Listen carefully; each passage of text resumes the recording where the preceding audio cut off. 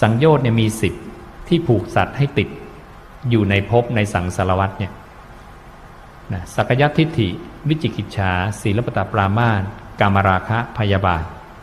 รูปราคะอรูปราคะมานะอุทธัจจะอวิชชา10อย่างเนี่ยนะมันทำให้เราเนี่ยออกจากสังสารวัฏการเวียนเกิดเวียนตายนี้ไม่ได้5เบื้องต่ำ5เบื้องสูงนะรวมเป็น10ดังนั้นความสำคัญอยู่ที่ข้อที่1สักยทิฏฐิสักยะแปลว่าความยึดถือว่าเป็นตัวตนทิฏฐิคือความเห็นวันนี้ปุถุชนเราทั้งหลายเนี่ยกำลังยึดติดว่า